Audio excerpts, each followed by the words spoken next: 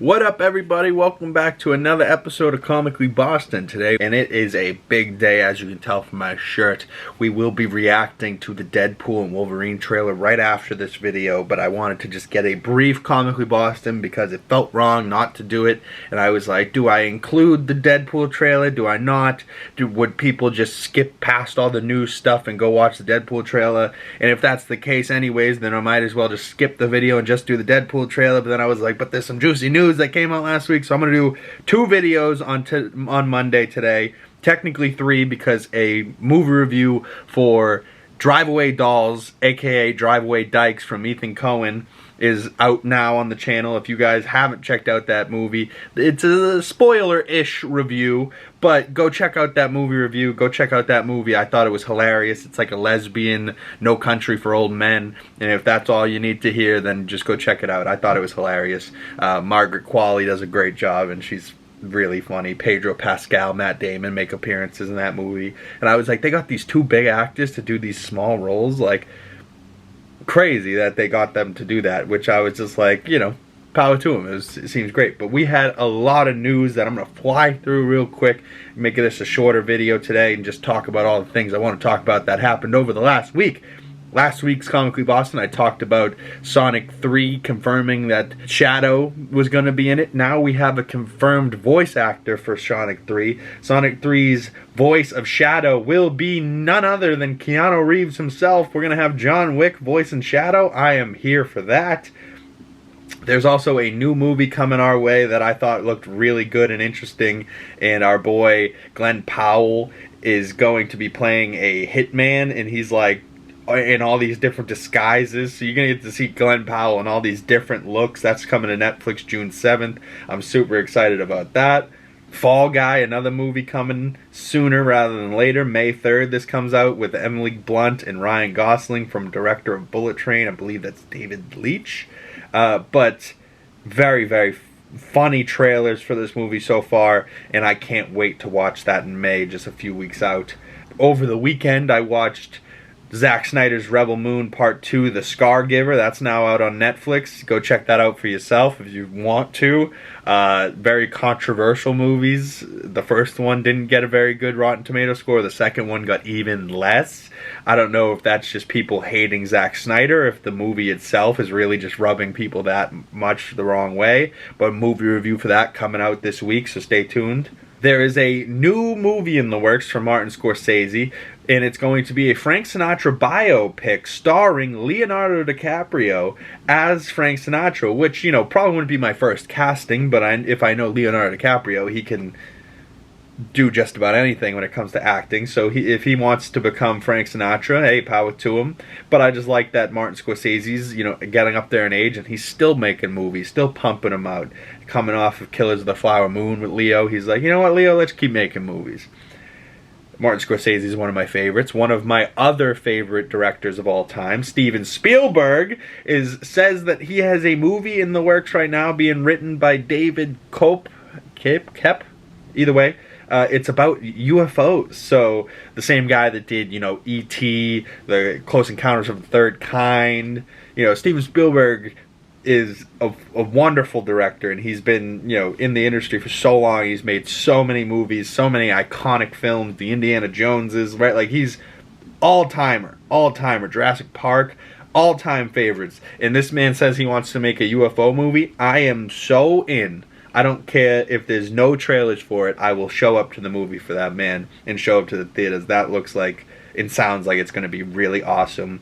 Some more updates from last week. Fallout Season 1 on Amazon Prime was really good. I talked about it a little bit last week. But Season 2 has now been renewed, so we're going to get to see Walton Goggins back as the Ghoul, Ella Purnell back as Lucy, Dogmeat. I still don't know his name, but the guy that played Titus, Maximus, whatever his name was, but he's in the iron power armor suit. And this show I kind of just can't stop thinking about, and it made me go buy Fallout 4, the video game. So, you know, Fallout fans, comment below. Fallout New Vegas fans, fuck off. No, you guys can come talk to me. I have no idea anything about Fallout, and I've already gotten stuck like 3 times just playing Fallout 4 like one day. You know what I mean? So it's been pretty wild, just dipping my toe into that game, and I got a power armor and I already lost it, so now I'm lost again, and I'm like, god damn it. But just a quick happy birthday to Superman. I believe his 80-something birthday, 1938, you know, like he is very old superhero. He debuted a very, very long time ago in Action Comics, so you can see on set of Superman Legacy right now, David Cornsweet reading, Rachel Brosnahan reading, also James Gunn reading 3 different comic books, Superman, but that movie just seems like it's going to be so awesome. They seem like they're having a really, really good time on set, and I can't wait to see that one. But the big piece of news from this week that a lot of people have been talking about over the weekend and over the last week was that Black Cat has been cast in Tom Holland's Spider-Man 4. And that rumor of who that has been cast by is Sydney Sweeney herself. And I think that is a beautiful casting. Not only is she gorgeous, but the character of Black Cat is so, like, promiscuous and sexy, and brings a side of Peter out, or Spider-Man, brings a side of Spider-Man that we haven't necessarily seen, and we definitely have never seen a Black Cat live action. The closest we've gotten is Spider-Man 1 and 2, the video games, had Black Cat in it more as a character in the first one. She does a brief little mission in the second one, and both of her appearances in those games are fucking awesome. And Felicia Hardy is a great character, but she's kind of more anti-hero. She's not like hero. So, you know, maybe she can be spun to be a hero alongside Spider-Man. Maybe she can bring Spider-Man into the depths a little bit, you know what I mean? Get him doing some robberies, helping her do robberies, but him not realizing because she never gave him all the information. And, you know, just how promiscuous the Felicia Hardy Black Cat was in the Spider-Man video game towards Peter Parker. I just would love to see her bounce off of Tom Holland and what that might look like with a love triangle between Tom Holland, Sydney Sweeney, and Zendaya. Ooh, I don't even want to imagine that because that already sounds hot as hell. But comment below, what do you think of this Sydney Sweeney casting news? I think it could be a really, really good thing for Spider-Man. It could also be something that gets confusing because she was just in Madam Web, but maybe Sony and Marvel altogether are trying to forget that movie in its entirety. And it's not the only time that an actor has been cast as one thing in Marvel and then played as something else in a different Marvel project. So it wouldn't be the first time. It would probably be the biggest time in recent memory, at least. But I'm here for it, man. Sydney Sweeney's gorgeous, and she's been really killing it recently as of late. So I would love to see her as Felicia Hardy. I think she would bring a sexiness to the big screen that the MCU desperately needs.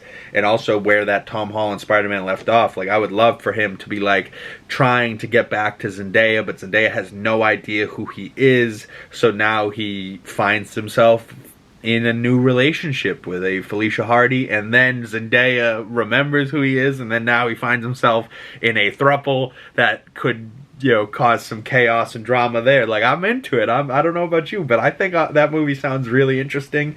And just to end this episode, we're going to talk just real brief about my boy the Celtics. We beat the Heat by 20 in Game 1. Jaylen Brown was dunking on people's faces. Jason Tatum had his first career post-season triple-double. He had 23 points, 10 assists, 10 rebounds. And, you know, just sharing the wealth, but the team played as a team. Everyone was killing it. Porzingis killing it. Drew Holiday playing his role to perfection. Derek White being a beast. Our bench, Peyton Pritchard, Sam Hauser. Oh, I love the Celtics. Can't wait to watch more Celtics basketball. And you know my boy here has everything you need to know about the Celtics right now. Who's going to win it? The Celtics. Because there's no other reason why. The Celtics are the balls. Celtics are indeed the balls.